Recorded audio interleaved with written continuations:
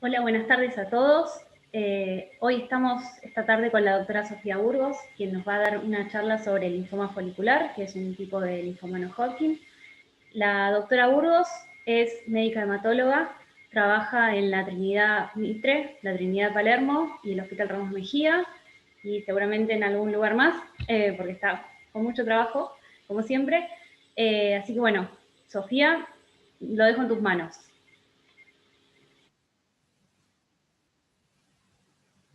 Hola, buenas tardes, ¿cómo les va? Em, el día de hoy vamos a charlar un poco sobre el linfoma folicular. A ver, ahí voy a compartir pantalla.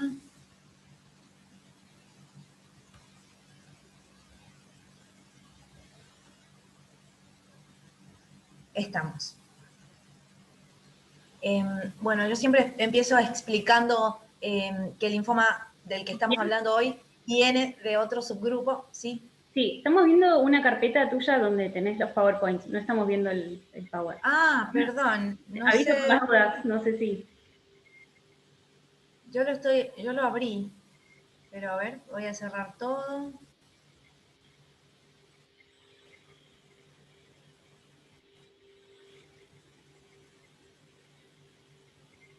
Ahí sí se ve. Ahora sí, perfecto. ¿Tampoco? No, perfecto, perfecto, gracias. Bueno,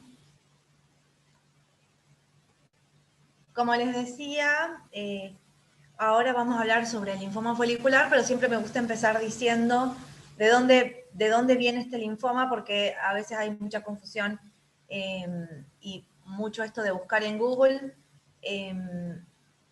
y ponemos linfoma y muchas de las veces sale sobre el linfoma Hodgkin. Y la verdad es que este tipo de linfoma se comporta totalmente diferente que el linfoma de Hodgkin. Entonces siempre me gusta empezar explicando que hay dos grupos de linfomas, el linfoma Hodgkin, que fue descrito acá por el doctor Hodgkin, que tiene unas características muy particulares y que la realidad es que es el linfoma con más alta tasa de curación. Y después está el otro grupo de linfomas, que son los linfomas no Hodgkin, que se llaman así porque tienen características distintas a este otro tipo de linfoma que fue descrito por el doctor Hodgkin, ¿no? Entonces, como les puse acá, el linfoma folicular es un linfoma de subtipo no Hodgkin. ¿Está? El linfoma es una enfermedad oncohematológica, es decir, es una enfermedad que no es benigna y se caracteriza por una proliferación anormal o descontrolada, digamos, de células linfoides, en este caso, de las células de los linfocitos B. ¿Sí? Estas células están presentes no solo en los ganglios linfáticos, sino también en un órgano que tenemos en el abdomen, en el lado izquierdo, por debajo, digamos, de las mamas en el caso de las mujeres, que se llama vaso. Además, también hay tejido linfoide en la médula ósea y en las mucosas, ¿sí? Entonces, estos son los diferentes órganos que podrían verse comprometidos en un principio, aunque en realidad el linfoma puede llegar a afectar a todos los órganos del cuerpo, ¿no? Ahora, la cuestión con el linfoma particular que tiene, digamos, de distinto con el resto de los otros linfomas no Hodgkin, en primer lugar es que es el linfoma de los más frecuentes, de hecho en Occidente es el linfoma más frecuente y representa el 20% del total de todos los linfomas, que hay muchos subtipos, pero este es de los más frecuentes. No hay predominio entre el sexo masculino y femenino como en otros tipos de linfomas. Y algo particular que tiene es que hay una alta incidencia en la población judía y también en la etnia anglosajona. Siempre predomina más, por eso del lado de digamos, de Europa y Occidente. En cuanto a la edad, predomina más en las edades avanzadas, la edad media es de los 60 años. Esto también es un tema, ¿no? Porque muchas de las veces si es un estadio avanzado, que de hecho la mayoría de las veces se diagnostican en estadios avanzados, hay que elegir muy bien y con mucho cuidado el tratamiento a seguir, porque en una persona que tiene una edad avanzada siempre es delicado instaurar quimioterapia. La presentación habitual de este tipo de linfoma es que afecte los ganglios linfáticos, el vaso que les decía yo que es este órgano del abdomen, el anillo de Waldeyer que se encuentra acá en esta región amigdalina, digamos, y también hay otras localizaciones fuera de los tejidos linfoides como son la piel, el tracto gastrointestinal, algunos anexos oculares, la mama y el testículo. Como les mencioné antes, al diagnóstico, la mayoría se diagnostica en estadios avanzados. Esto ocurre porque el linfoma folicular tiene una característica de ser de muy lento crecimiento, ¿sí? Muy lento crecimiento, puede recién después de años manifestarse, porque el crecimiento es sumamente lento. Y esto es muy importante que lo entendamos porque por eso, y basándonos en eso, algunas veces no vamos a dar tratamiento aunque tengamos el diagnóstico. Compromete la médula ósea en un 40 a 70% de las veces, y otra cosa característica es que un 25 a 35% de los casos del linfoma folicular se transformará en otro tipo de linfoma, que es un linfoma difuso de células grandes B, o conocido como linfoma de alto grado. La característica que tienen estos que se transforman es que tienen unas mutaciones distintas agregadas a las comunes del linfoma folicular. Siempre que nos preguntamos por qué pasó esto, por qué me pasó esto, yo recalco esto de acá. No se sabe la causa precisa por la cual ocurre un linfoma, y tampoco en el linfoma folicular. Sí se han identificado factores de riesgo, de los cuales yo destaco estos tres. El inmunocompromiso es una de ellas, en el caso de las personas que tienen drogas que los inmunocomprometen, inmunodeficiencias congénitas, enfermedades del colágeno como el lupus, que todos habrán escuchado mencionar, y otras enfermedades autoinmunes. También el componente de infecciones virales puede ser algo que, digamos, predisponga a la formación de los linfomas, y también la presencia de haber tenido una neoplasia previamente tratada y haber recibido quimioterapia. Todo esto lo menciono porque estas cosas en realidad lo que producen es una predisposición a que ocurran desórdenes genéticos o desórdenes en las proteínas de las células, y eso es lo que ocurre en el linfoma, ¿sí? Que es por eso que les puse este gráfico. Acá vemos todos estos cada uno de estos círculos son distintos tipos de linfomas. Y esto es lo que ocurre en el ganglio, los fenómenos. Yo sé que esto es chino, pero es muy así básico lo que les estoy explicando. Este es un ganglio, acá vemos este circulito, representa el ganglio, específicamente la parte del centro germinal del ganglio. Y acá están todos los fenómenos que ocurren dentro de la célula para que tenga que terminar produciéndose este tipo de linfoma de acá, que es el Burkitt, este de acá, que es el difuso de células grande B, y bueno, todos los tipos de linfomas van ocurriendo diferentes cosas dentro de la célula para que al final el producto sea tal tipo de linfoma. Acá con esta flecha roja yo les recalqué el linfoma folicular. Y acá lo que ocurre y lo que quiero destacar que ocurre dentro de la célula es esto de acá, la presencia de esta proteína BCL2, ¿sí? El linfoma folicular es un subtipo de linfoma que ocurre en la parte centrogerminal del ganglio. Hay otros que ocurren pre y otros que ocurren post centrogerminal, ¿sí? El 90% de los linfomas foliculares van a tener la presencia de una mutación genética, que es la translocación 14-18, que se las puse acá en rojo. Esta mutación genética de la translocación 14-18, que está muy frecuentemente en el linfoma folicular, lo que hace es hacer que esta proteína BCL2 esté aumentada, ¿sí? Y la proteína BCL2 se encarga de hacer que la célula no se muera. Entonces, ¿qué es lo que termina pasando? Como que todo anda aparentemente normal, excepto que la célula no se muere. Entonces, como la célula no se muere, no se produce la apoptosis, que le llamamos en términos médicos científicos, va a haber una acumulación de las células. Y esta acumulación de las células va a hacer que de repente, aunque sea muy lentamente, en algún momento se origine algún tipo de tumoración por el crecimiento del ganglio. Pero no ocurren otros fenómenos más agresivos o más drásticos que ocurren en los otros tipos de linfoma. Por lo tanto, el linfoma folicular tiene una característica de ser bastante indolente, bastante tranquilo, hasta que después de mucho tiempo, ya por el tamaño del ganglio, se producen los síntomas, ¿sí? Ahora, los linfomas foliculares que no tienen esta mutación de la translocación 14-18 que les mencioné, esos son los que se suelen transformar, que yo les había mencionado que hay un porcentaje que se suelen transformar. Bueno, esos son los que suelen en realidad convertirse en neoplasias de alto grado. En cuanto a los signos y síntomas,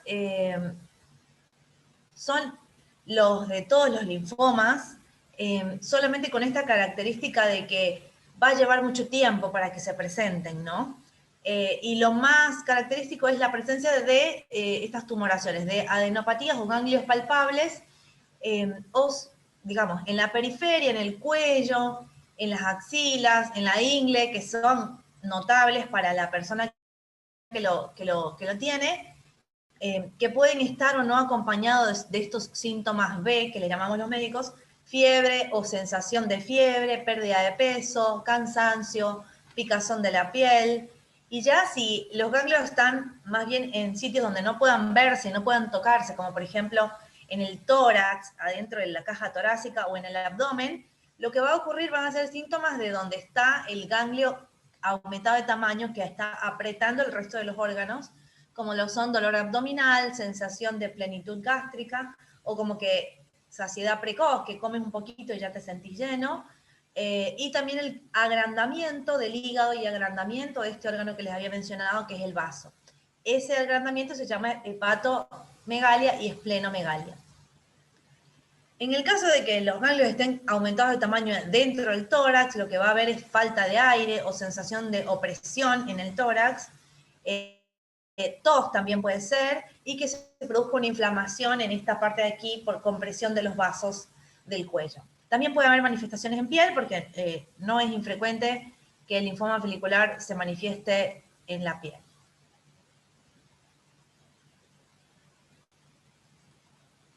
Para el diagnóstico lo que vamos a necesitar son estos tres ejes, ¿no?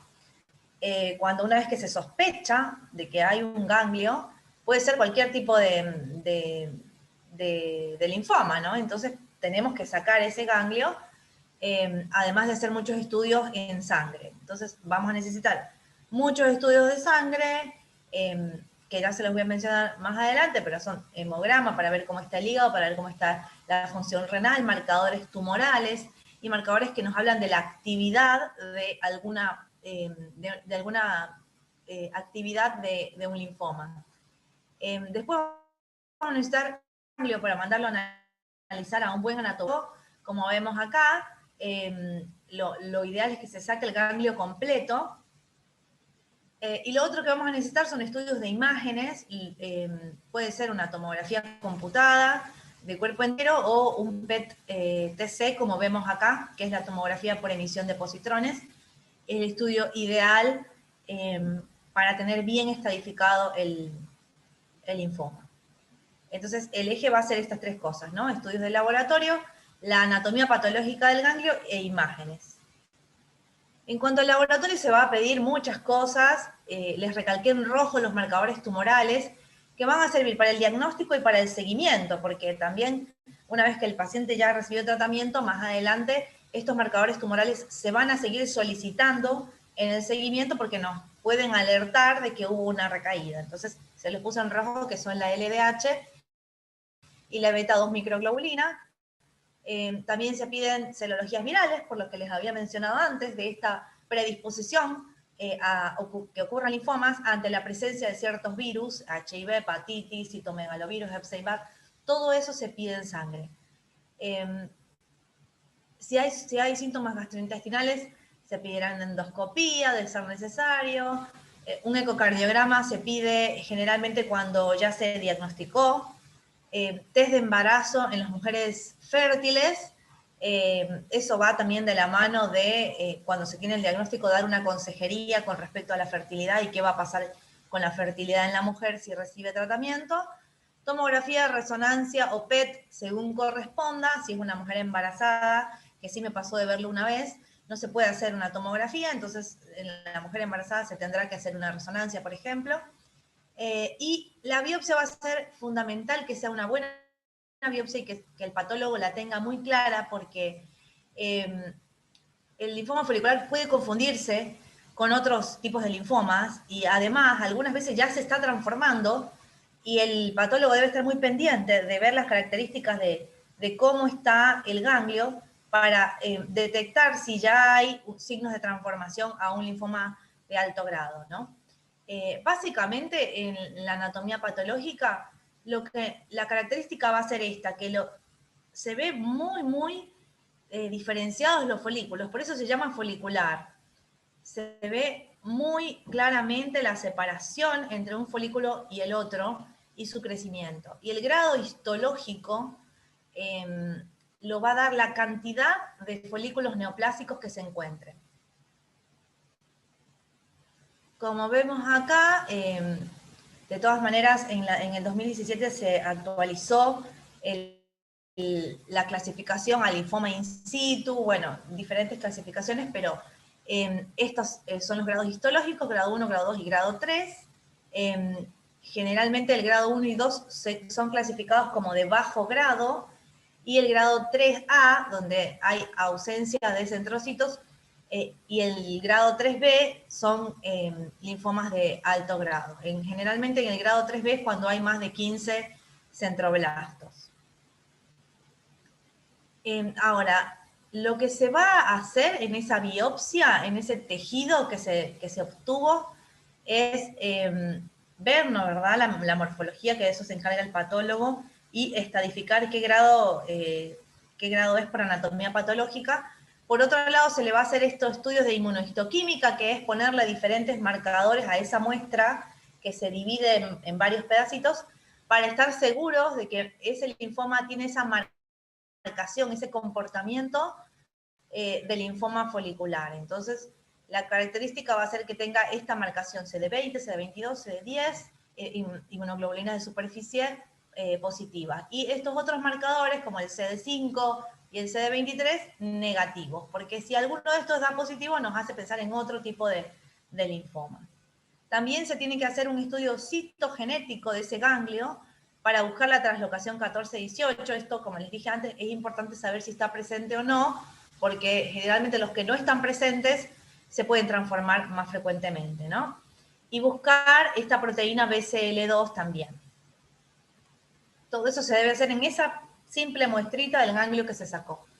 Después, con la tomografía o el PET o la imagen que se haga, se va a estadificar según la cantidad de territorios ganglionares comprometidos, en estadio 1, 2, 3 o 4, ¿sí?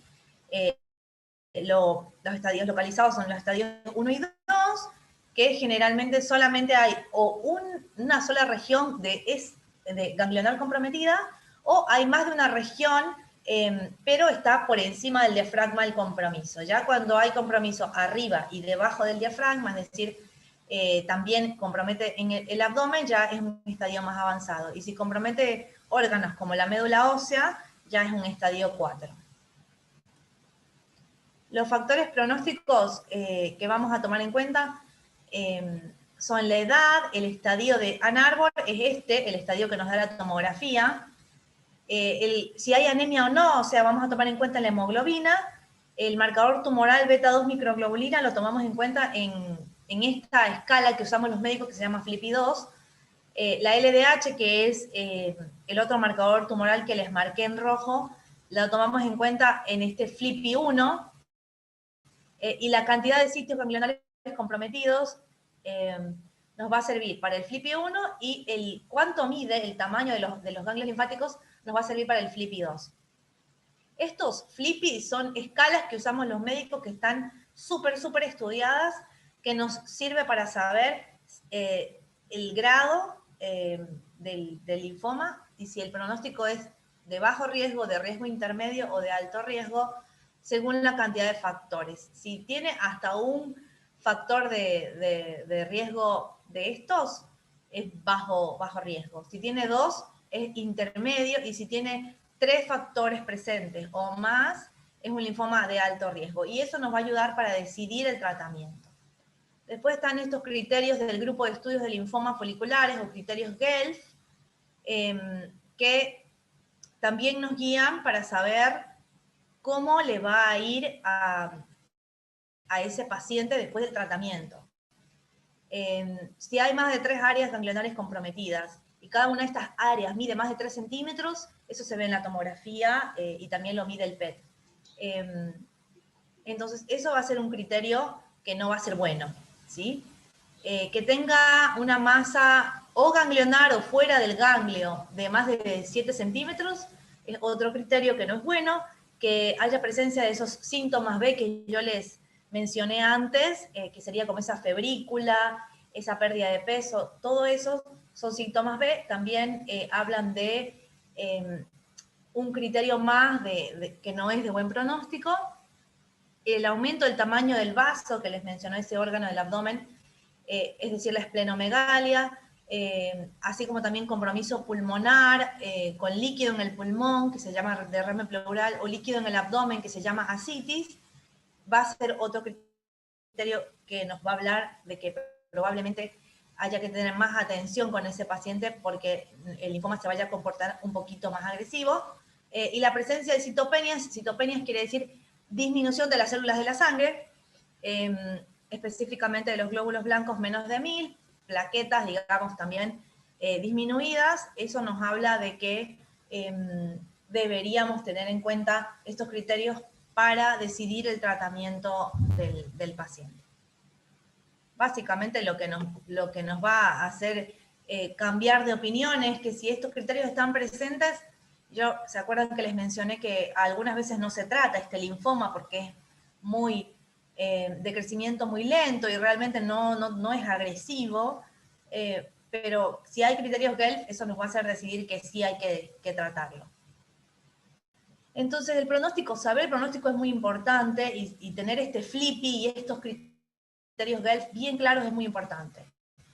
El FLIPI que yo les mencioné es predictivo de sobrevida. Si hay 4 o más factores de esos, la sobrevida a 10 años es del 36% en comparación con los que tienen un criterio o menos, que tienen una sobrevida mayor al 71%. Los más importantes de todos estos factores que se encontró que tenían no buen pronóstico son estos, ¿no? El estadio 3 o 4, la elevación de la lactato deshidrogenasa o LDH, que es ese marcador tumoral que les hablé antes, la presencia de anemia, es decir, hemoglobina menor de 12, y el compromiso de varios grupos ganglionares, de 4 o más específicamente.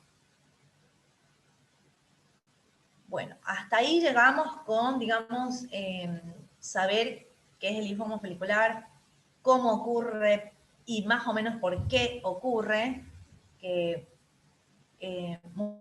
muchas de las veces es una pregunta que tienen los pacientes y que incluso me dicen, ¿esto de acá se hereda? Bueno, realmente no, el linfoma folicular no, esa traslocación, esa mutación no es heredable, eso es algo que quiero dejar claro, pero justamente, como les había mencionado antes, lo que hay es predisposición, cosas que predisponen a esta mutación, estos cambios de proteínas en la célula, pero no hay, digamos, ninguna manera real para decir esto de acá se va a evitar, ¿sí? Se ha hablado de que siempre este y todos los tipos de cáncer pueden ser prevenibles con un estilo de vida saludable, no fumar, tomar en cuenta los alimentos que consumimos y digamos, las personas que están expuestas a radiación o a sustancias tóxicas, tener los cuidados, digamos, adecuados en su trabajo, pero no es algo que podamos decir, esta fue la causa y vamos a apuntar a no hacer eso para que no se dé como les expliqué antes, ¿no? Una vez que comprendimos cómo se produce el linfoma folicular y su característica esta de ser muy lento, muy tranquilo, no ser agresivo, y de incluso tomar años para producir síntomas, vamos a poder entender por qué se da el tratamiento de esta forma. El tratamiento en los estadios tempranos, que sería el estadio 1 y el estadio 2A, puede ser la radioterapia, en el caso de que sea un estadio 1, o sea, un grupo ganglionar solamente y todo lo demás no esté comprometido. ¿Por qué siendo un estadio que recién empieza, sí se da tratamiento y en otros estadios por ahí más avanzados probablemente no se dé tratamiento? Acá se da porque hay posibilidad de curación, ¿sí? Si solamente hay un grupo ganglionar comprometido, acá o acá sobre la clavícula, en la ingle, donde sea que se encontró el linfoma, en la piel, dando la radioterapia podemos en un 50% de las veces curar al paciente. Entonces, es por eso que si está súper localizado, sí damos tratamiento, y ese tratamiento va a ser la radioterapia, ¿sí? Ahora, las presentaciones localizadas, así que todos quisiéramos encontrar, solamente las encontramos en un 20% a 30% de las veces, ¿está? Un porcentaje significativo de pacientes, es verdad, puede ser que recaigan de forma sistémica fuera del campo comprometido, es decir, que se haga radioterapia y después resulta que encontramos, después de unos meses hay compromiso en médula ósea. Bueno, eso puede que simplemente no se manifestó en el momento del diagnóstico y que ya había compromiso sistémico, pero no por eso vamos a dejar de dar el tratamiento como inicialmente fue pensado, ¿no? Y aproximadamente la mitad de los linfomas foliculares localizados van a estar libres de recaída 15 años después de la radioterapia. Eso quiere decir que no hay que dudar, digamos, en instaurar el tratamiento. No se debe dar en enfermedad ganglionar de más de 10 centímetros, o sea, si el ganglio creció tanto y se juntó con otros ganglios hasta medir una masa más de 10 centímetros, no va a ser suficiente la radioterapia y debería pensarse en un tratamiento sistémico, y tampoco se utiliza radioterapia si hay más de 3 áreas ganglionares comprometidas. Después está la opción de usar quimioinmunoterapia. Esta puede ser diferentes combinaciones de drogas, pero siempre va a estar presente el anticuerpo monoclonal, que es la R, y que por ahí si acá hay algún paciente, algún familiar, habrá escuchado la palabra rituximab. La R que va adelante siempre es rituximab. Así que esa sería, digamos, una posibilidad, generalmente cuando hay síntomas B o cuando es en estadio 2. Después está la posibilidad de usar rituximab combinado con bendamustine, que es una elección que cada vez estamos pensando más. Y después está la posibilidad de hacer tanto radioterapia como quimioinmunoterapia al mismo tiempo. Lo que pasa es que en ese sentido se encontró que mejora la sobrevida libre de progresión. Eso quiere decir que el paciente va a tener más tiempo sin que se vuelva a manifestar la enfermedad, pero al fin y al cabo, después, al final, cuando se comparan a todos los pacientes, no hubo diferencia en la sobrevida global, es decir, en la cantidad de pacientes que estuvieron después de 5 a 10 años vivos y saludables posterior al tratamiento. O sea, que al fin y al cabo termina siendo bastante parecido. ¿Por qué se toma en cuenta esta posibilidad? Porque hay ciertos pacientes que tienen ciertas características que pueden ser elegibles para esto. También está, digamos, esto de acá, de que se debe preferir irradiar el área ganglionar comprometida solamente, y en ese sentido nos ayuda muchísimo el avance de la tecnología con la radioterapia 3D. Después está el tratamiento en los estadios avanzados. Acá viene esto que les explicaba de los criterios GELF, del grupo de linfomas foliculares, del grupo de estudio de linfomas foliculares, que nos va a hacer la diferencia de si tratamos o no al paciente, ¿no? Los que tienen un estadio avanzado pero no tienen ningún criterio de GELF pueden no ser tratados. Podemos esperar. Riesgo-beneficio no nos va a cambiar demasiado y sí vamos a exponer al paciente a todo lo que ocasiona una quimioterapia, y al fin y al cabo, si esperamos y solamente usamos la quimioterapia cuando ya hayan síntomas o algún criterio GELF, vamos a darle mayor calidad de vida viendo las cosas en el tiempo, ¿no? Esto fue muy estudiado durante muchos años. Y después está la opción de considerar las opciones terapéuticas indicadas para los pacientes que cumplen los criterios GELF, aunque no estén presentes. Como les dije antes, esto de acá no es estático. ¿Sí? Hay ciertos pacientes con ciertas características particulares, por ejemplo, la translocación que yo les había dicho, que no, digamos, que no esté presente esta translocación, podría hacernos también pensar, y mejor, como no está presente la mutación, por ahí esto se va a comportar diferente y mejor si le doy tratamiento. Hay diferentes cosas que tomamos en cuenta los médicos. Después está los pacientes que sí tienen al menos un criterio GELF, y ahí se pueden utilizar distintas combinaciones de quimioinmunoterapia, a la cabeza siempre el rituximab, que es el anticuerpo monoclonal, combinado con diferentes drogas. Puede ser con CHOP, puede ser con CBP, puede ser rituximab con bendamustine, o rituximab lenalidomida, que es la última que se agregó. Generalmente son 6 ciclos de tratamiento y se evalúa la respuesta al mismo. Una vez que se logró la respuesta, si fue respuesta completa o al menos respuesta parcial, se empieza lo que es el mantenimiento. O sea que después del tratamiento, los pacientes no van a quedar así como que sin nada, por esta característica que yo les decía, de ser lento crecimiento, no ser agresivo, pero también es como que no se va porque hay una mutación ahí.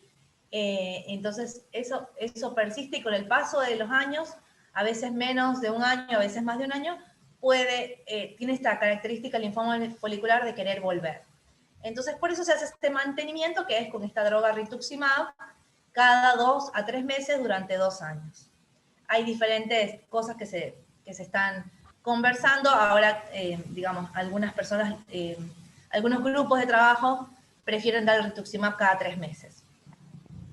Y después está la situación de que sea un adulto mayor, o sea, bastante mayor, 75, 80 años, o que sea de 60, 65, pero que tenga muchas comorbilidades, que haya tenido un infarto, que sea diabético, que tenga lupus, digamos, diferentes cosas así, o que tenga un mal estado funcional, por ejemplo, que haya tenido, no sé, una neumonía grave por COVID y que haya quedado con consecuencias su pulmón, cosas por el estilo. En esos pacientes se va a preferir utilizar una sola droga, o combinación de 2 drogas que no sean muy tóxicas, ¿sí? Como por ejemplo usar solo rituximab, solo la inmunoterapia, sin quimioterapia, o utilizar clorambucilo solo o ciclofosfamida sola, con o sin rituximab. Y después está la opción paliativa, ¿no? Que es ¿dónde está la mayor molestia? ¿En el abdomen? Bueno, ahí tiene los ganglios más grandes. Vamos a irradiar ahí para que se achique ahí donde le molesta. Si le molesta acá en el cuello, vamos a irradiar ahí porque ahí está grande y le está doliendo.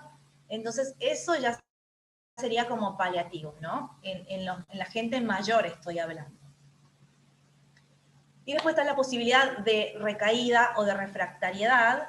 La diferencia entre recaída y refractariedad quiere decir que se logró una respuesta. En el caso de la recaída se logró una respuesta y después de cierta cantidad de meses se constata que el linfoma volvió. Y la refractariedad quiere decir que se dio tratamiento pero nunca se logró la respuesta y el linfoma siguió igual o progresó, ¿sí? La gran mayoría de los pacientes con linfoma folicular van a tener una respuesta al tratamiento inicial con los recursos terapéuticos que les mencioné, alcanzando remisión completa entre 40 a 80% de las veces, según el régimen que se haya dado. Generalmente lo que más se usa es R-CHOP. La terapéutica convencional no es curativa, como les dije antes, porque casi todos los pacientes van a presentar en algún momento que la enfermedad vuelva, ¿está? Menos del 10% de los pacientes no van a responder al tratamiento inicial y se van a considerar refractarios.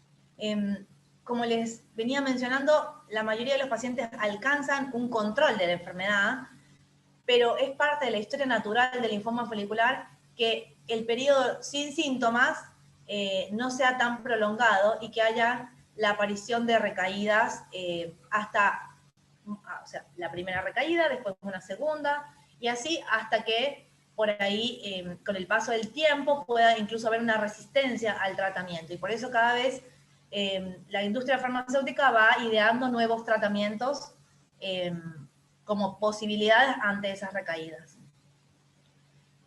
Se consideran factores favorables de sobrevida posterior a tener una recaída el que la edad sea menor de 60 años y que la respuesta que se haya logrado inicialmente haya sido respuesta completa y que haya durado por lo menos un año esa respuesta. Ahora, ¿a qué definimos con recaída o progresión? Cuando hay nuevos ganglios que midan más de 1,5 centímetros en cualquier lado, cuando haya aumento del 50% o más del diámetro mayor en una lesión que ya estaba antes, o sea que esto que les decía yo de que no desapareció, pero comparando con la última imagen, tomografía o PET, aumentó en un 50%. Aumento del tamaño del órgano del vaso o del hígado, o que aparezcan el linfoma en unas localizaciones donde en el primer estudio de imagen no estaban, o que haya un aumento más del 50% o más en la suma del producto de los diámetros en más de un ganglio o en cualquier lesión previa. Eso es chino, pero básicamente lo que hacemos es comparar las tomografías, digamos, y hacer una cuentita para ver cuánto hubo aumento de los diámetros de esos ganglios que estaban comprometidos. Y la aparición de compromiso de médula ósea que no hubiera estado presente antes o que se hubiera logrado que desaparezca y que luego volvió a presentarse. Por acá, si hay pacientes o familia, habrán escuchado de la tomografía esta especial por emisión de positrones que se llama PET. Siempre cuando hablamos del linfoma folicular, de todos los linfomas en general, pero bastante más en el linfoma folicular, es muy, muy, muy importante el rol del PET y también es muy importante el tiempo que hubo desde que se logró la respuesta al tratamiento hasta que hubo la recaída, ¿no? Las lesiones que son positivas en el PET, es muy importante tenerlas bien, bien claras al diagnóstico o no. Al producirse una recaída pueden utilizarse algunas veces los mismos tratamientos que se utilizaron en la primera vez que se diagnosticó la enfermedad, y si la recaída fue posterior a un año de haber conseguido la respuesta, ¿sí? Por eso es muy importante saber el tiempo a la recaída. En el caso de las recaídas que fueron antes del año, esas se las podría catalogar como agresivas, porque fueron recaídas rápidas. En esos casos se deben dar regímenes diferentes, alternativos, diferentes al que se dio la primera vez. Y generalmente de mayor intensidad a lo que se dio la primera vez. La elección del tratamiento, según los criterios Guelph y el diagnóstico inicial, según la progresión o recaída, debe siempre hacerse posterior a haber hecho una biopsia nueva con anatomía patológica, para esto que yo les había hablado antes de que se haya transformado en un linfoma de alto grado, como el difuso de células grandes B. Sobre todo, si le hacemos los marcadores tumorales, de los que ya hemos hablado múltiples veces, como la LDH, y está alta, ¿sí? También, sobre todo, si hay un ganglio que el paciente siempre se lo palpó, que no se terminó de ir, y que de repente creció exageradamente y muy rápido, que en una semana estaba al doble del tamaño, ese crecimiento desproporcionado en una localización en particular, y que aparezcan síntomas B, como les había dicho, de pérdida de peso, de febrícula, de picazón en la piel, y esa aparición de esos síntomas también hacen pensar en una transformación, al igual que la elevación de la LDH. Y lo otro es el PET, que se pueda conseguir un PET, hacerle el PET al paciente. Si en el PET se ve una SV, que es un rango de captación que está muy alto, o sea, que es mayor a 13, ese PET nos va a hacer sospechar de transformación, ¿sí? Sin embargo, no reemplaza a que se saque el ganglio del que se sospecha y se lo estudie por anatomía patológica. Después, los regímenes de tratamiento en la recaída.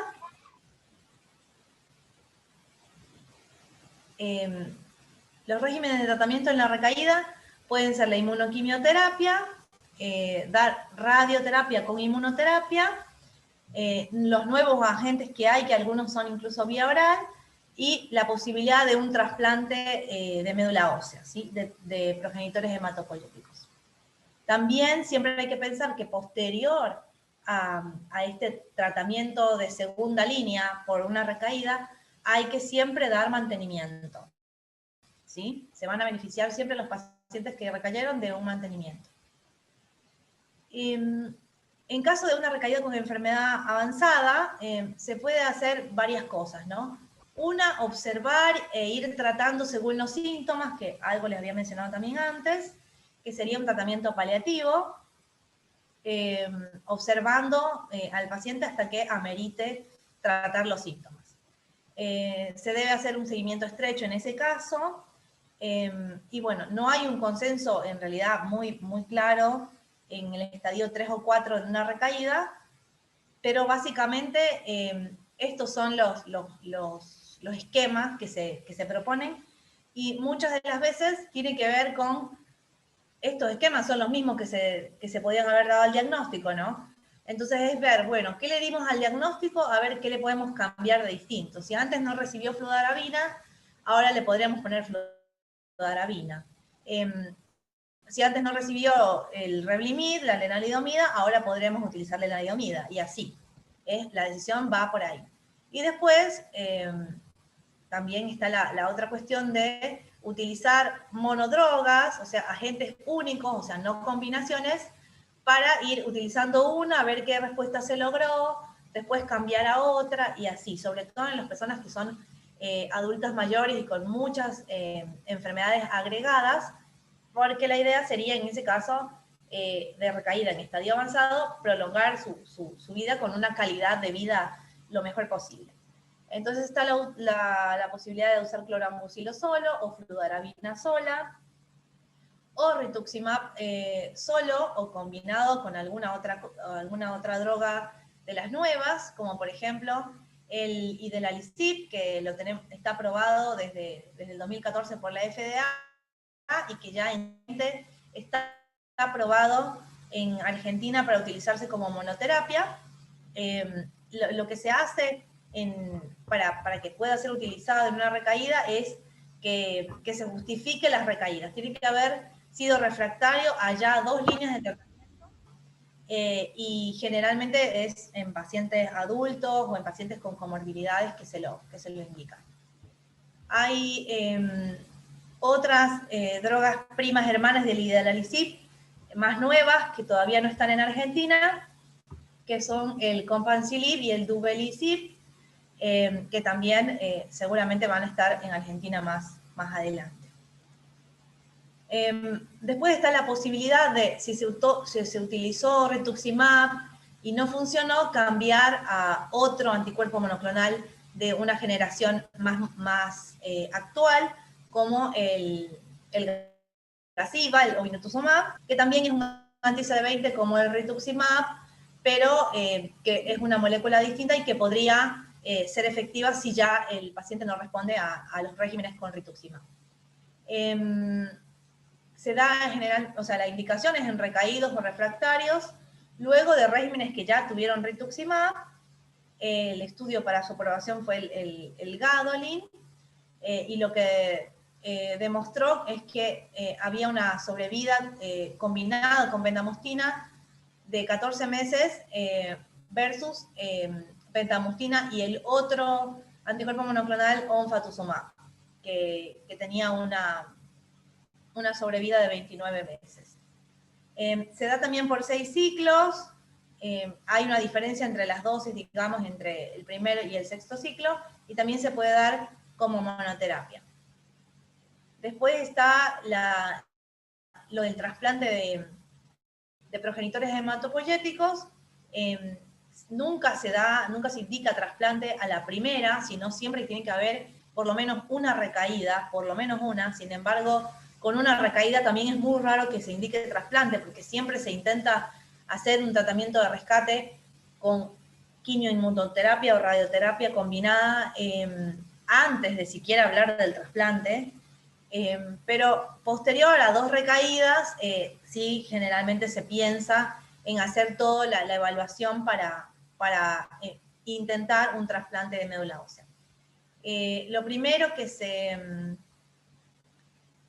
propone es hacer un trasplante autólogo, es decir, con las mismas células del paciente, después de haber logrado el mayor grado de respuesta posible, se recolectan las células del paciente, se da una quimioterapia muy, muy, muy intensa y después se vuelven a infundir las células madres de ese paciente. Eso sería el trasplante autólogo.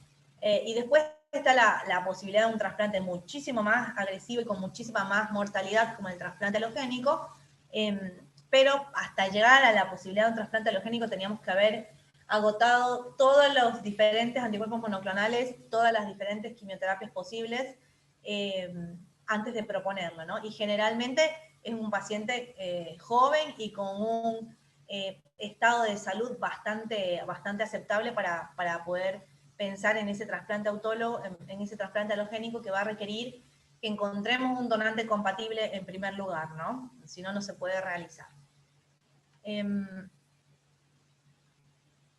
Eso sería todo en cuanto al el linfoma folicular. Hay muchísimas cosas más para decir, pero ese sería el mensaje, porque esto no es una clase, es las herramientas que yo quería transmitir a las personas que tienen linfoma folicular, a sus familiares, a los amigos, y por ahí incluso a algún médico de atención primaria de salud que vaya a ver esto, que sepan, digamos, la importancia del PET, de los marcadores tumorales, la historia natural del linfoma folicular y este comportamiento que tiende a hacerse como crónico, porque es así, como que lo logramos desaparecer y después vuelve. Y también esto de que la industria farmacéutica y la ciencia tiene siempre otro as bajo la manga para seguir continuando con el tratamiento, y que el trasplante va quedando en un lugar como muy relegado a cuando ya la enfermedad es muy, muy, muy resistente. Y también como conclusión esto de tener en cuenta siempre que cuando hay una recaída hay que biopsiar por la posibilidad de transformación. Esos eran los mensajes que yo quería dar como claves. Espero que se haya entendido y bueno, quedo abierta ante preguntas si alguien quiere preguntar algo. Bueno, muchas gracias, Sofía, como siempre, muy, muy clara. Yo la verdad es que aprendo cada vez que das la charla, ya la habías dado, pero la verdad es que escucharla de nuevo, hay cosas nuevas siempre por preguntar y por saber, por aprender. Tenemos algunas preguntas en Facebook, mientras los que están acá en Zoom van pensando sus preguntas. Esta no la di, ¿eh? Esta es primera vez. ¿No le habías dado esta? Me había parecido que sí. No. Ah, bueno. Esta es la primera vez. Perdón, error mío. No, tranquilo. Pregunta Eduardo en Facebook, ¿qué sucede cuando la hematóloga no pudo extraer biopsia de médula? Ni al primer intento ni al segundo intento, es decir, el hueso está muy duro.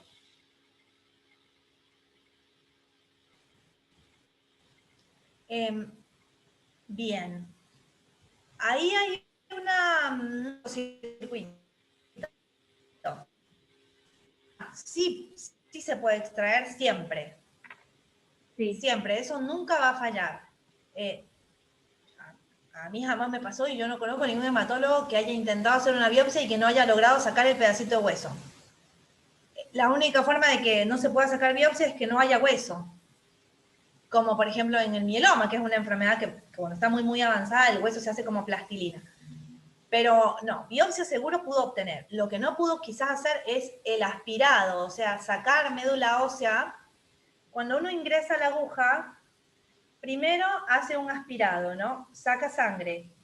Esa muestra es para ciertas cosas, para citometría de flujo, para citogenético y para ver en el microscopio nosotros que vemos en el microscopio. Después se saca la aguja y se ingresa al ladito, porque no es lo ideal hacerla en el mismo lugar donde se ingresó la primera vez, y se vuelve a ingresar la aguja y se saca ya no aspirado, sino que se corta el huesito, se hacen unos movimientos así, se corta el huesito y lo que sale es como un cilindro de hueso. Esa es la biopsia. Lo que quizás no pudo hacer fue lo primero, el aspirado. Eso pasa cuando el hueso está fibrosado, muy duro o necrosado. Puede ser por varias cosas. Cuando la médula está muy llena de enfermedad, muy llena de enfermedad, y el hueso se necrosa. Y la otra es mucha quimioterapia, generalmente muchos ciclos de quimioterapia distintos, también puede provocar eso. Y lo otro es que sea algo bastante particular, digamos, de ese paciente, como por ejemplo que sea muy joven, que el hueso de la gente joven es muy duro, ¿está? Y sí pasa eso, de que no se puede sacar el aspirado, a veces pasa. Pero como sí se puede sacar la biopsia, esa biopsia, el resultado va a tardar 1000 años más, ¿no? Un mes comparado con una semana del aspirado. Pero esa biopsia sí nos puede dar mucha información, aunque no se haya hecho aspirado. En el linfoma, la verdad que en el linfoma, el aspirado no es más importante que la biopsia, que el pedacito de hueso. En el linfoma. En una leucemia es más importante el aspirado, pero en un linfoma es mejor el pedacito de hueso. Así que, bueno, eso. Ahora, si fue el hueso lo que no pudo sacar, por ejemplo, si el paciente es una anatomía complicada o tiene obesidad, por ejemplo, se debe hacer en quirófano y se va a poder. Se hace en quirófano porque si no va a doler mucho y ahí, viste, va a terminar sacando la muestra, pero el paciente lo va a matar. Entonces, sí, se tiene que hacer en quirófano, hacerlo ambulatorio y en el consultorio de la unidad hospitalaria. Bueno, gracias, Sofía. No sé, los que están acá en Zoom, si tienen preguntas. Paula, Jorgelina, Eve. Hola, buenas tardes. Yo estoy con la primera serie de quimios con R-CHOP y después de la primer quimio desaparecieron todos los ganglios, por suerte, ¿no? Pero lo que me pasó ahora en la cuarta y quinta quimio es que volvieron todos los calores que tenía antes. Volví con la sudoración, con que eso había pasado y ahora volví. Me queda una quimio todavía. Está bien, Jorgelina te llamás, ¿no? Sí. Mucho gusto. Lo que vos estás mencionando como síntomas B, que yo los describí al principio, y que vos sentís que volvieron, es muy importante que el hematólogo lo sepa eso, ¿no? Y seguramente lo sabe. Ahí lo que hay que hacer es mirar los marcadores tumorales, que fueron los que yo les puse en rojo. La LDH, la beta-2 microglobulina, mirar esos marcadores tumorales, hacer bien el examen físico, porque ¿qué pasa? ¿Vos qué edad tenés? 50. Ok. También se puede confundir estos calores y estos síntomas B con cosas del tratamiento, ¿sí? Sobre todo el rituximab. Entonces, hay que tener en cuenta eso, por un lado. Y por otro lado, tener en cuenta no sé vos, pero más o menos a los 50, muchas mujeres entran en la menopausia y es algo a tomar en cuenta. Es difícil medir las hormonas cuando una persona está con quimioterapia, pero probablemente sea mejor que la ginecóloga descarte eso. Igual vos lo debes saber porque vos sabés cuando, si justo se te cortó la menstruación cuando empezó la quimio o si ya venía cortándose de antes. Ya venía de antes. Claro, entonces puede ser que sea eso, ¿viste? No te desanimes porque es muy raro que posterior a la primera quimio se borraron los ganglios y a la cuarta venga, sería muy raro. Bien. Yo creo que no debe ser la enfermedad, es lo más probable que no sea. Gracias.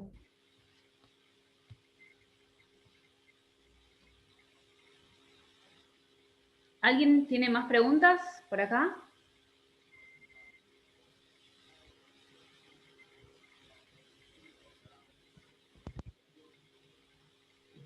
¿no?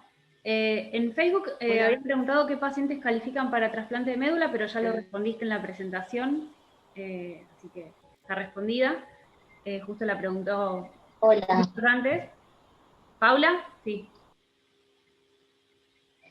A mí no me queda un poco claro el tema de la recaída, el concepto de recaída. Por ahí porque estoy pensando en mi caso, no sé si es pertinente que haga la pregunta específica de mi caso. En el caso que yo tuve, que es un linfoma folicular de nivel 1, me hicieron radioterapia en una zona inguinal y después apareció rápidamente, apareció en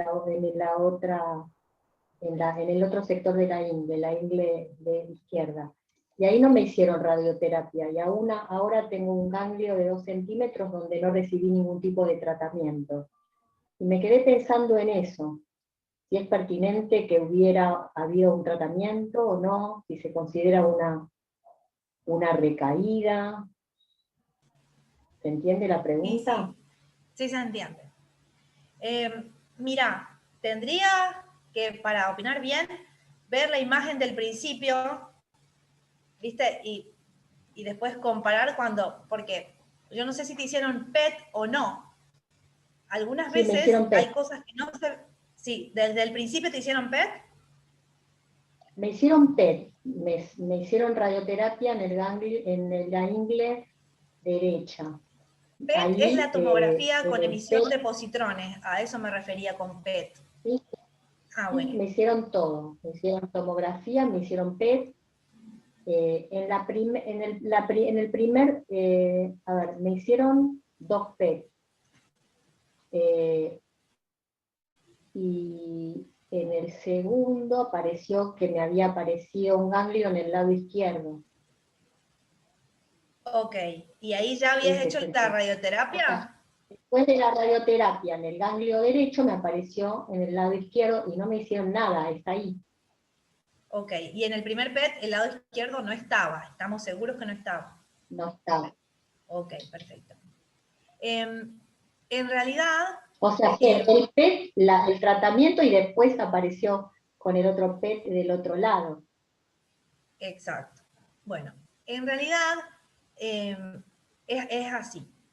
Como es un estadio localizado y vos ya recibiste radioterapia, sí es verdad que recibiste en un lado, quizás Sí, lo que claro. está esperando el hematólogo, no lo sé, porque esto también hay que ver varias cosas. Por ejemplo, los marcadores tumorales, cómo están los criterios Guelph, varias cosas saber de vos, de tus antecedentes, pero quizás lo que está esperando es que crezca a 3 centímetros. Porque también esa es otra cosa que nosotros vemos en el linfoma folicular. Yo sé que es re complejo, pero vemos cuánto mide, ¿viste? Y si está a 2 centímetros, Sí, en este sinceramente, momento mide 2 centímetros. claro. Y con 2 centímetros dan ganas de esperar, ¿viste? Porque la radioterapia no es gratis tampoco. Con 2 centímetros, y yo esperaría, ¿viste? Vamos a esperar a que crezca a 3 y vamos controlando. No me parece mal la conducta, aunque no sé tu historial clínico, me parece que sí, seguramente fue una posibilidad bastante válida, pero desconozco, viste, todos los Obvio, otros no, por antecedentes supuesto. y los marcadores Pero, tumorales y todo eso. Pero claro. nosotros vimos también la cuestión del tamaño. No me dijo nada del tema de que haya tenido alguna anomalía en los estudios, todo lo contrario. Ok. Sí, palpa Teóricamente sí sería incluso una que recaída. Teóricamente es una sí sería, recaída. teóricamente, o sea, así teóricamente sería una recaída. No he visto tus imágenes, insisto, porque antes no estaba y luego de haber hecho un tratamiento apareció en el otro lado. Técnicamente, teóricamente, sí sería una recaída, pero recayó como estadio localizado. Entonces se tiene que repetir lo mismo, ¿viste? Por ahí lo que están esperando es que es demasiado chiquito, 2 centímetros, la verdad. Entonces están esperando ver cómo se comporta. Es lo que me parece, porque en la recaída se puede observar si es un estadio localizado. Sí.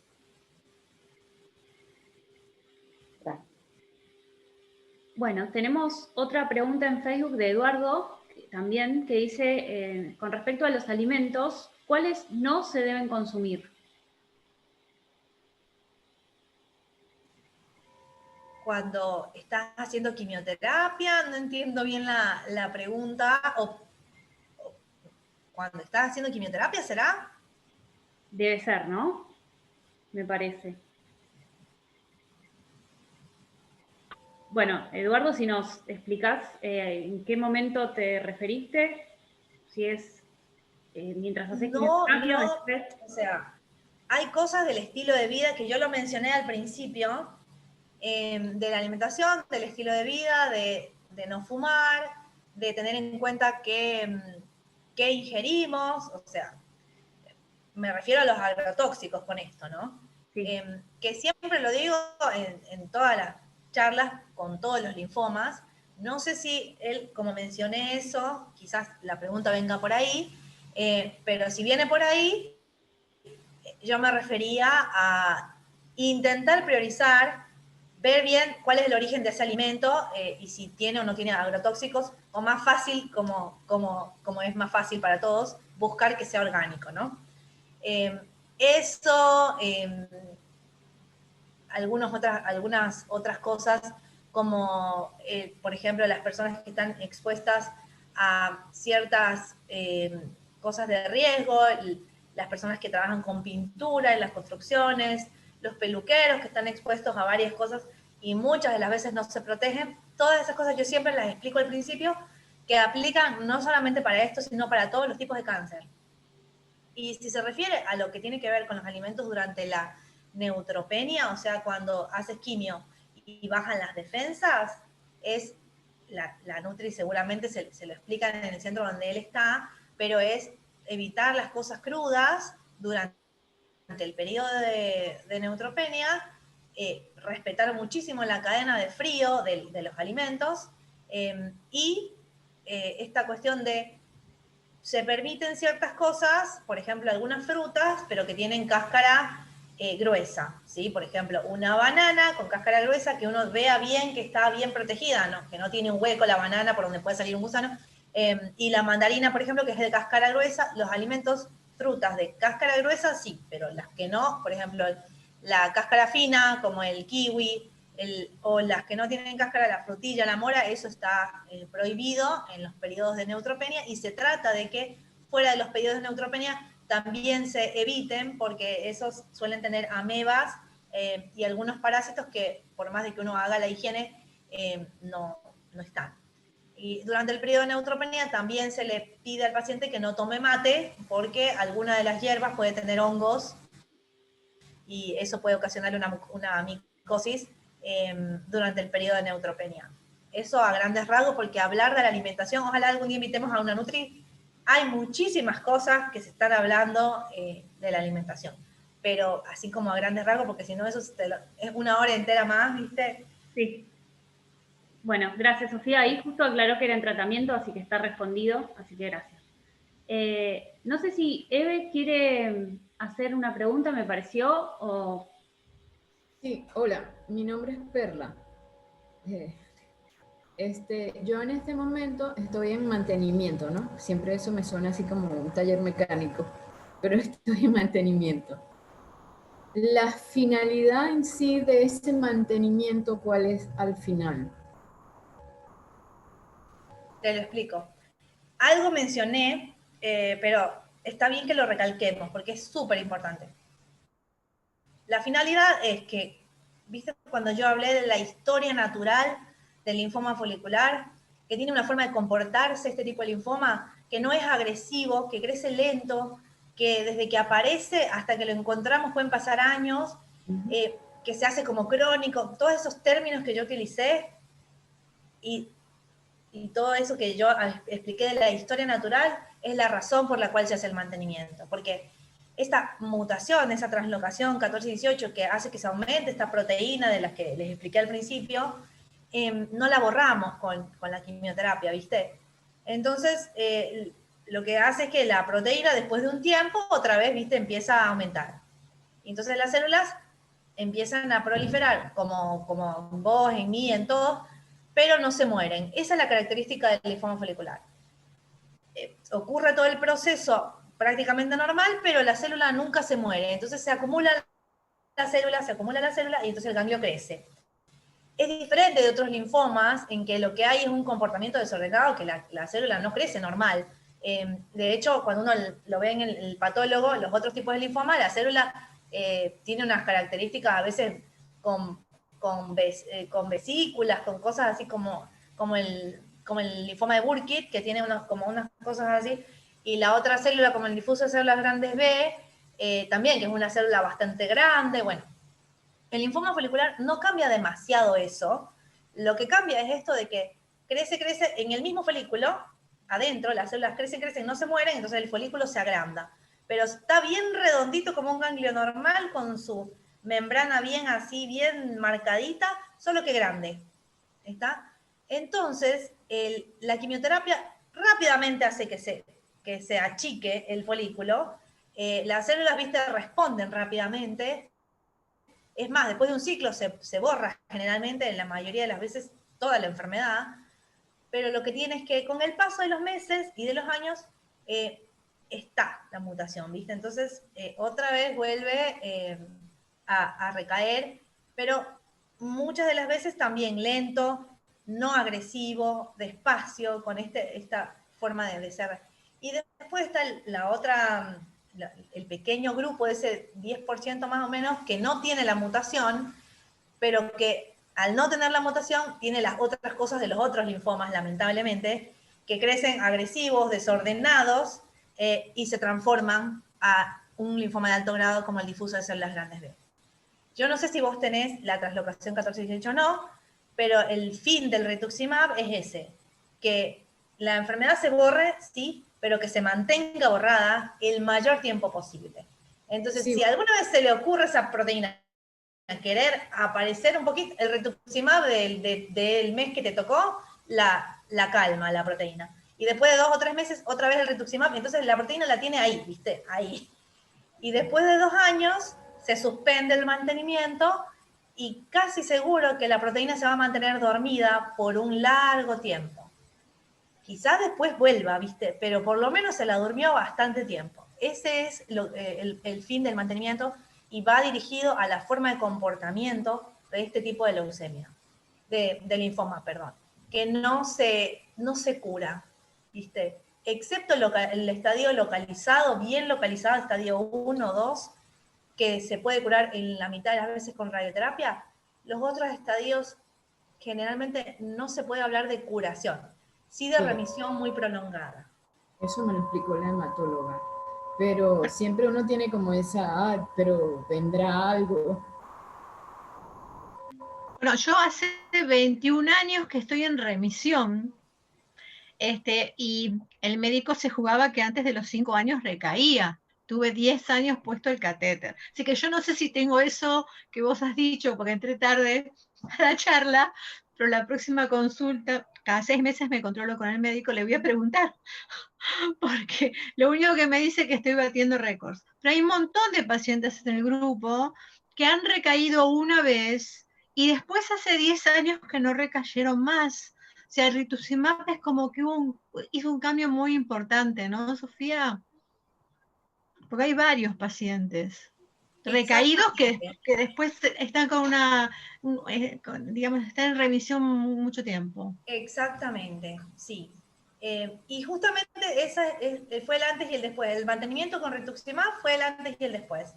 Antes los pacientes por ahí, y justamente se eligió ese tiempo de 2 años, porque más o menos a los 2 años era la mayoría de las veces la recaída. Entonces se da el mantenimiento para dormir a la proteína por 2 años. Y eso hizo que cambie muchísimo, ¿viste? El comportamiento pero también tiene que ver con muchas cosas que yo no sé de vos, como el estadio, si tenías criterios Guelph o no tenías criterios Guelph. Entonces, claro, fue hace 21 años, era otra clasificación, era estadio 2 seguro, era lo que me dijo el médico que hacía más de 10 años que lo tenía, que era enorme, me mostraba en la tomografía, en mediastino, pero no había PET en aquel momento, o sea que fue hace muchos años. Es más, me dieron con todo, porque no hice mantenimiento, hice nada más que 4 rituximab, pero sí me hicieron radioterapia en ese momento. O sea, él me dijo que en ese momento se hacía la terapia más agresiva que estaba, Claro. hace 21 años. Bueno, quizás era un estadio que estaba solo localizado y como les dije antes, sí se cura el linfoma folicular, pero en los estadios localizados, en el 50% de las veces.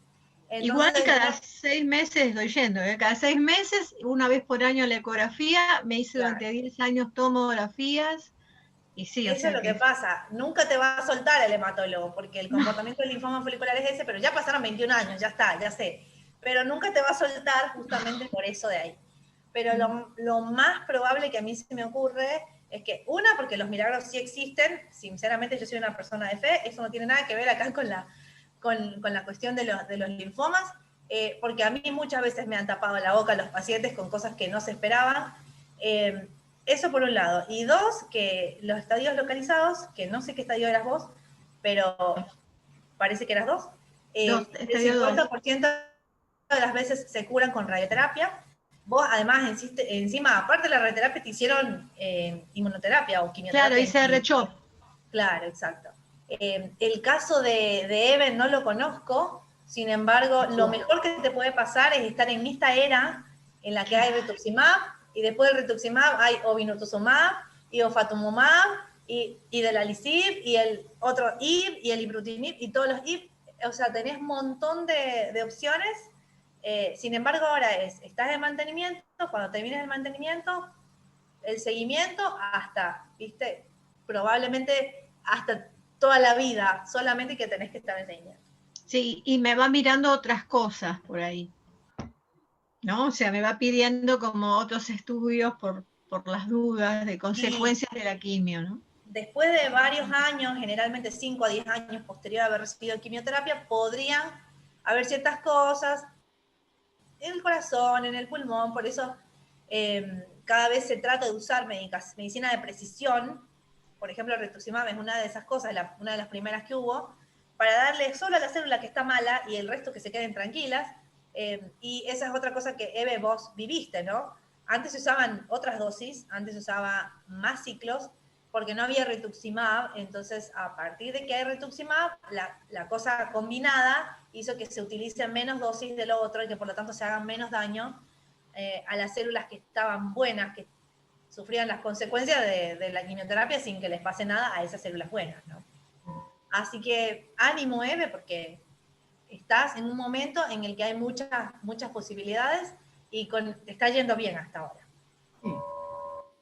Bueno, hay otra pregunta que, antes que nada, quiero decir que, como dijo Sofía cuando respondió a otras preguntas, tiene que ver mucho el caso por caso muy particular y ella no sabe la historia clínica, pero bueno, voy a hacer la pregunta igual. Cari Romero dice, ¿por qué mi doctora hematóloga no me manda, o sea, no me pide imágenes de control? Por más que me pida, por más que yo le pida, me dice que no, porque los estudios de sangre salen bien. Hace casi 11 años que tuve linfoma no Hodgkin.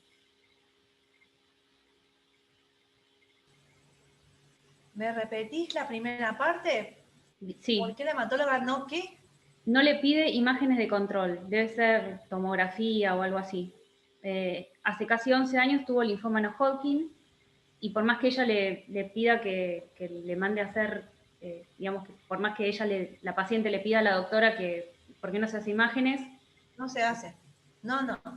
La imagen, una vez que se constata la remisión, sí, se hacen 2 imágenes por año, pero después del 5.º año, y ya han pasado 11, tengo entendido, ¿Sí? Se deja de hacer imágenes.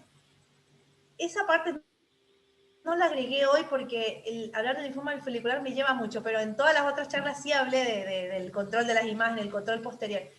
Pero si van a ver las charlas del linfoma no Hodgkin que están en YouTube, ¿verdad? Sí, correcto. Ahí, en la parte que dice seguimiento, en las últimas diapositivas, yo pongo cómo es el seguimiento posterior a la quimio, porque no se hace imágenes, ¿sabes por qué? Porque la tomografía irradia, es irradiación, así como la radiografía, ¿viste? Cuando te van a hacer una radiografía panorámica dental o lo que sea, que es radiación, la tomografía es radiación también. Y no es necesario, posterior al 5.º año de remisión, hacer ninguna imagen, solamente se hace examen físico, eso sí te lo tiene que hacer, se examinan todos los grupos ganglionarios que son palpables con la mano, ¿no? Porque ya sabemos que hay ganglios adentro pero no se irradia porque sería hacerte daño con irradiarte tantas veces. De hecho, hay un límite de tomografías que uno se puede hacer en la vida, y muchas de las veces a la gente se le olvida ese pequeño detalle, y como estamos en un tiempo en que la medicina cada vez es menos de tocar y menos de estar y de realmente hacer medicina, que para eso estudiamos tanto, sino que es mucho de, te pido la ecografía, te pido la tomografía, y ni te toqué, y más en pandemia, ¿viste? Con la excusa. Entonces, algunas veces se olvida uno de decir, pará, porque la tomografía es irradiación. Así que no, después del 5º año no es necesario. Sí, el examen físico y los marcadores tumorales se pide digamos, una vez al año o cada 6 meses, depende de cómo te había ido en el tratamiento y el diagnóstico. Gracias, Sofía. Pregunta Eduardo sobre el mantenimiento. Dice, ¿el rituximab es inyectable? Y después pregunta si lo cubre el Estado en Argentina. Sí, lo cubre el Estado, lo tienen que cubrir, y el rituximab se puede dar endovenoso y también subcutáneo. Para que se utilice el rituximab subcutáneo, en que ya tendrá 8 años más o menos, si no me falla mi memoria, tiene que tener experiencia el centro en utilizar el rituximab subcutáneo. Y la diferencia es que es más cómodo para el paciente, digamos, que sea subcutáneo.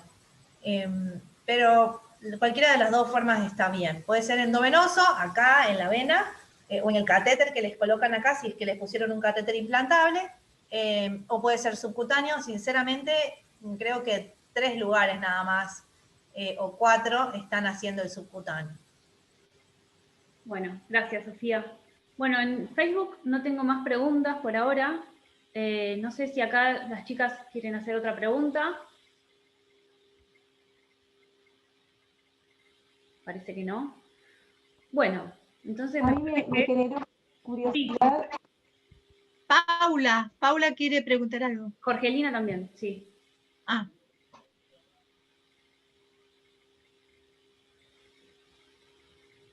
¿Jorgelina? Espera. Ah, bueno, yo esperaba que pudiera hablar Paula. No, que me generó curiosidad. A mí me descubrieron el año pasado, me dieron el diagnóstico y yo ya estaba en estadio 3. ¿Eso significa que puede ser que viene de años esto? No podemos saber cuánto tiempo se tardó en instalarse tu linfoma, pero la mayoría de las veces se diagnostica en estadios avanzados el folicular. Eso yo lo dije al principio, justamente porque tiene esta característica de crecer lento. Entonces, cuando uno se da cuenta, si están los ganglios en el abdomen o en el tórax, es porque algo molesta en el abdomen o en el tórax. Si no, uno se da cuenta por los ganglios que uno puede ver o puede, viste, palpar o tocar. Pero cuando están estos, quizás ya hay otros en tórax y en el abdomen, y cuando uno hace la tomografía, saltan, ¿viste? Entonces, si los primeros que aparecieron fueron en tórax o abdomen, como pasa muy frecuentemente, por eso se hace una tomografía del cuerpo entero, ya es un estadio, ya si está arriba el diafragma y abajo el diafragma, estadio 3 mínimo es, ¿no? Claro. La cosa es que no esté la médula ósea, porque si es la médula ósea ya es estadio 4. Pero no se puede saber cuánto tiempo tardó en estar. Muy probablemente bastantes meses, y sí, probablemente también años. Yo tuve una paciente que en realidad tuvo una PTI, una púrpura inmune. Es una de las manifestaciones de los linfomas. Tuvo un fenómeno autoinmune, se le bajaron las plaquetas y le dieron corticoides. Y viste que el corticoide borra los linfomas algunas veces. Y le dieron mucho corticoide y no le hicieron una tomografía del cuerpo entero. Solamente pensaron que era una PTI. Y no investigaron por qué tenía la PTI, ¿viste? Y siguió con su tratamiento por la PTI, pero nunca respondió a la PTI bien. O sea, le daban el tratamiento por las plaquetas bajas y después de unos meses otra vez tenía las plaquetas bajas, o sea, no respondía. Y ahí de repente llega a mí, después de 6 años, y yo le quité todo, digamos, y le hice una tomografía de cuerpo entero y resulta que tenía un linfoma folicular. Entonces, yo calculo que en ella tuvo mínimo 6 años el linfoma folicular y que se manifestó como PTI y que con el corticoide que le daban cada tanto se le iba y después volví y así. En vos no se puede saber porque no tuviste ningún fenómeno de estos No. alternados, viste, que podrían hacer más o menos calcular cuándo se instaló. Pero eso no importa, viste, lo importante es que cuando te lo diagnosticaron, te estadificaron bien y te dieron el tratamiento según eso. Bien, bien, gracias. Paula, ¿querías hacer una pregunta? Sí, quería preguntar si dentro de los síntomas del grupo B, de los que tenemos que tener en cuenta para el diagnóstico y para ver la gravedad de la enfermedad, o sea, para como alarmas, ¿no? Está el tema del sangrado de las encías, por ejemplo. No, el sangrado de las encías no es un síntoma B. Los síntomas B son específicamente estos. Pérdida de peso, picazón en la piel, sudoración profusa, viste, que mojes la cama y generalmente es a la tardecita, fiebre o sensación de tener fiebre, así como un calor, viste, que algunas veces te tomas la temperatura y no tenés, y otras veces sí tenés, y la pérdida de peso, del apetito y de peso consecuente. Esos son los síntomas B. El sangrado de las encías no lo es. Obviamente, vos me imagino que como es un estadio localizado, no tenés las plaquetas bajas, sino que son normales, porque el sangrado de las encías podría darse con plaquetas bajas, pero supongo que en vos es como separado, porque sos un estadio localizado. Ok. No, el sangrado de las encías no. Y otra cosa, ¿existe en la investigación, se está trabajando sobre la posibilidad de suministrar medicación oral? Sí. Digo, por tratarse de una enfermedad que tiene características como de cierta cronicidad. Hay medicación oral, sí, sí, sí. Hay medicación oral. Lo que pasa es que rara vez se da esa sola. Generalmente se la combina con otra cosa. La verdad es que lo mejor es los anticuerpos monoclonales y esos son endovenosos. Entonces, mínimo, por ejemplo, la lenalidomida que es oral se la combina con el rituximab, que es un anticuerpo monoclonal. Todavía no hay un anticuerpo monoclonal oral. Entonces, como el eje del tratamiento es el anticuerpo monoclonal, se combina el anticuerpo monoclonal con la quimioterapia, que sí puede ser oral, porque la lenalidomida es una quimioterapia oral, el ibrutinib es una quimioterapia oral, pero siempre tiene que estar el rituximab o el anticuerpo monoclonal, que no existe vía oral. ¿Puedo decir una cosa? Creo que vos te referís, Paula, que al ser una enfermedad crónica vas a estar toda la vida tomando o haciéndote quimioterapia. Creo que es eso. No. Claro, como que a mí me cuesta como proyectarme a futuro. No, yo quiero no, Sofía, como que vas a hacer un tratamiento que va a durar X cantidad de meses y vas a parar. En un momento dado van a parar, ¿no es cierto, Sofía? No es que va a estar toda la vida con quimioterapia, ¿no? No. Se acaba el mantenimiento y se para, y de ahí ya solamente observar, seguimiento, porque el mantenimiento es muy efectivo. O sea, logra una remisión muy prolongada del mantenimiento, tan prolongadas como acá. Igual vos no hiciste mantenimiento, ¿no? Pero, no sé, vos sos un caso de esos que yo digo milagro. Pero, claro, pero el mantenimiento que logra el rituximab puede ser muy, muy prolongado. Sí. Pero no, en ese tiempo, después del mantenimiento, ya no tomás nada, no haces nada.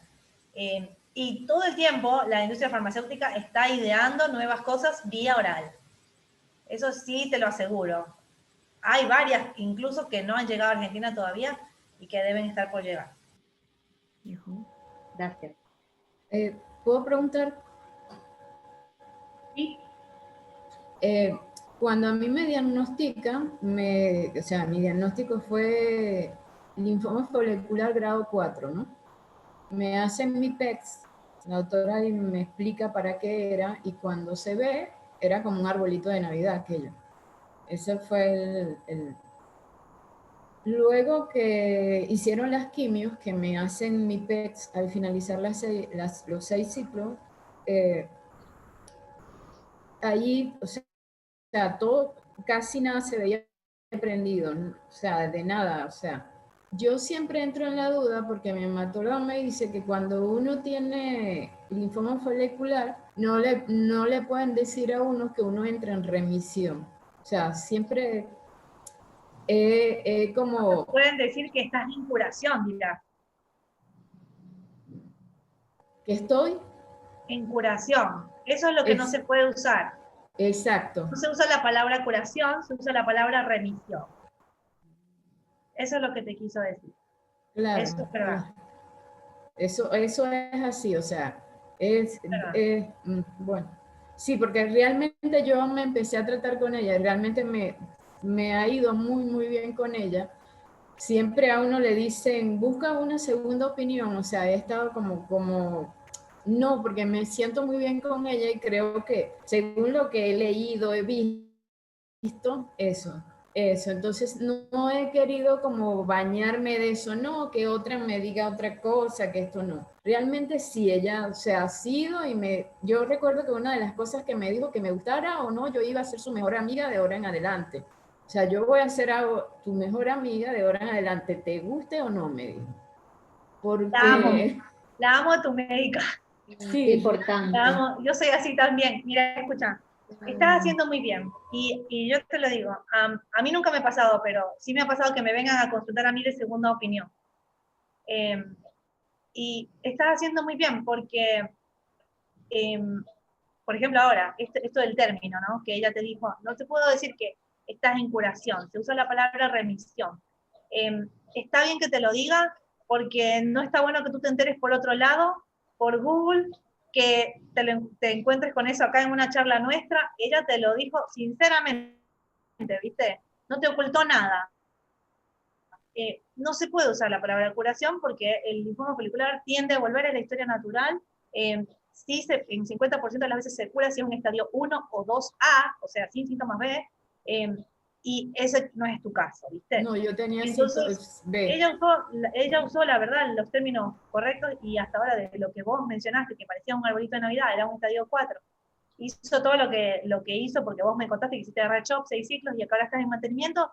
No hay otra cosa distinta que hacer, y está perfecto que vos confíes en tu médica y que no porque tengas un diagnóstico difícil, el resto de las personas te digan, no, seguro hay otra cosa que hacer, que seguro vos no tenés ese diagnóstico difícil, seguramente se equivocan, porque que tengas un diagnóstico difícil, digamos, es un proceso de aceptación. Por eso acá está nuestra psicóloga, que podrá decirlo mejor que yo seguramente, pero no por eso hay que buscar culpable, por ejemplo, al médico, ¿viste? ¿Qué culpa tiene la médica? Está tratando de hacer lo mejor que puede para vos, está perfecta la actitud que vos tomás.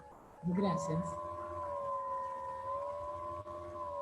Bueno, me parece que por hoy Sofía respondió todas las preguntas y las dudas que tuvieron, así que bueno, te agradezco, Sofía, como siempre, muy clara, muy...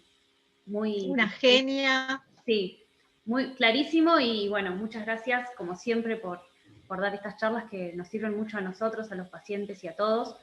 Quería decir que próximamente, ya que hablamos de eso, vamos a tener una charla con una nutricionista, ya vamos a poner la fecha, porque también lo preguntan mucho. Ahí Sofía aplaudiendo, sí, finalmente. Y el viernes que viene a las 18 horas de Argentina vamos a tener un Zoom, una charla que va a dar la licenciada en enfermería Mariela Blanco sobre los cuidados del paciente en la quimioterapia. Así que se la súper recomiendo, es clarísima, es muy, muy útil la charla, así que los esperamos el viernes a las 18 horas. Obviamente esta charla va a quedar guardada en YouTube también y en Facebook, así que por si la quieren volver a ver o si la quieren ver, van a estar ahí. Ahora ya termina y la subo. Muchísimas gracias. Muchísimas gracias, doctora. Muchísimas gracias a todos y nos vemos la semana que viene.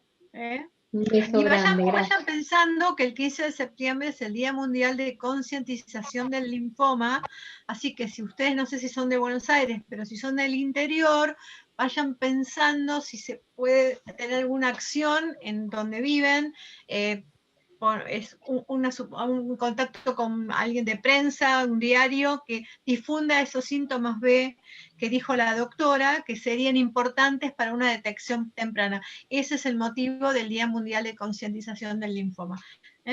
Bueno, abrazo a todos. Bueno, saludos a todos. Gracias. Chau. Chao. Chao.